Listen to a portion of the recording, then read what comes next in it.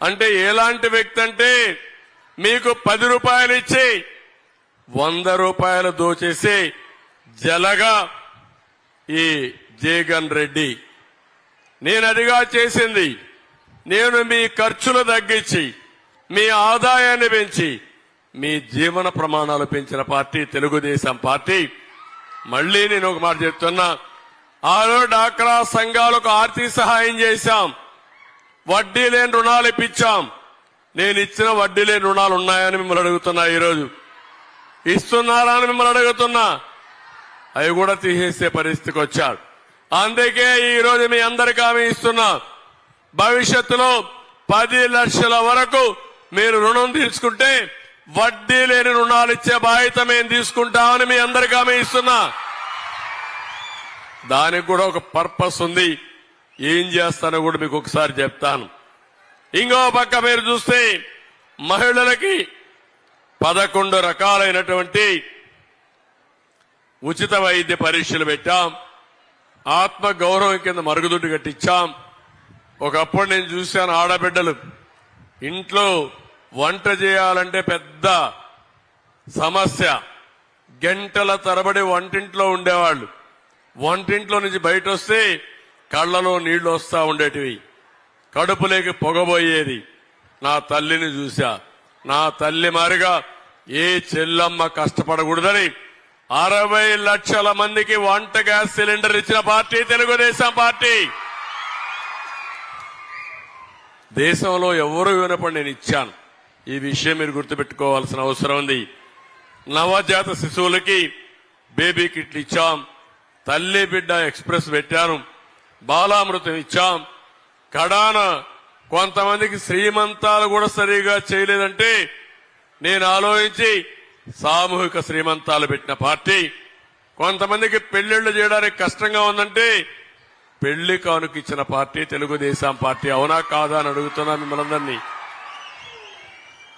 మళ్లీ అదే మరిగా తల్లికి వందనం ఒక కార్యక్రమం పెట్టి ఆడబిడ్డలందరినీ మీ పిల్లలు మీకు రుణపడి ఉండేట్టుగా ప్రతి సంవత్సరం స్కూలుకు పిలిపించి మీ కాళ్లు గడిగి మీకు పాదాభివందనం చేశామంటే దానికి కారణం మీరు 9 మాసాలు మోస్తారు, కంటారు, కష్టపడి చదివిస్తారు.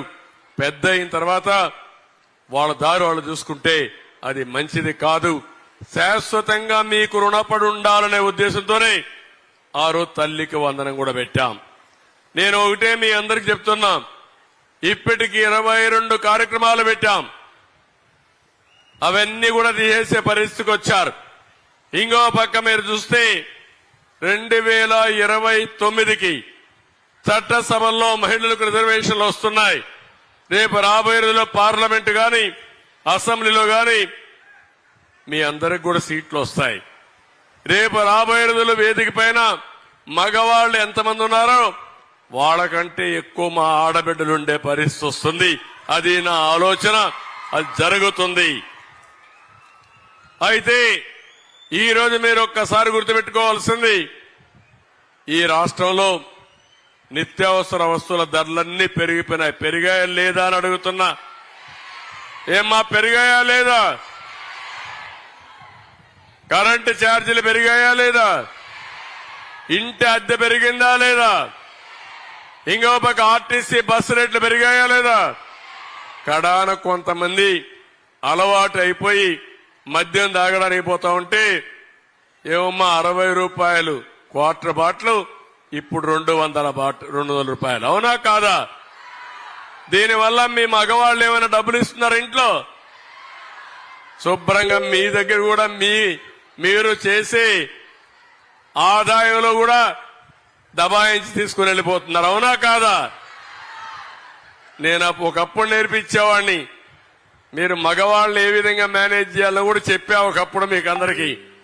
మళ్లీ ఆ రోజులు వస్తాయి. మిమ్మల్ని అందరినీ శక్తివంతంగా చేసి ఏం చేయాలో చేద్దాం. నేను ఒకటే ఒక విషయం మీరు గుర్తుపెట్టుకోండి, అన్ని ధరలు పెరిగాయి, అన్ని విధాలా నష్టపోయారు. దానికి తోడుగా ఈరోజు చూస్తే మీ పిల్లలకి ఎవరికైనా ఉద్యోగం వచ్చిందా అమ్మా అని అడుగుతున్నా.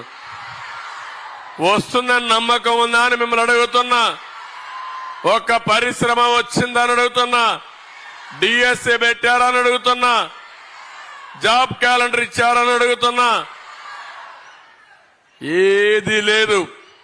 కానీ ఈ సైకో అయితే ప్రతిరోజు చెప్పే మాటలు వింటా ఉంటే చాలా భయంకరంగా మాట్లాడే పరిస్థితి వచ్చాడు తప్ప ఏమీ చేసే పరిస్థితులు లేరు. ఈరోజు ఒక్క విషయం గుర్తుపెట్టుకోవాలి. ఇప్పుడే కేఏ నాయుడు గారు మాట్లాడారు. కొంతమంది కుటుంబ సభ్యులు బయట చెప్పలేకపోతున్నారు. చాలా మంది పిల్లలు గంజాయికి అలవాటు అయిపోయి, మగవాళ్లు జే బ్రాండ్ లిక్కర్కి అలవాటు అయిపోయి, డ్రగ్స్ కి అలవాటు అయిపోయి రాష్ట్రాన్ని సర్వనాశనం చేసే పరిస్థితికి వచ్చారు.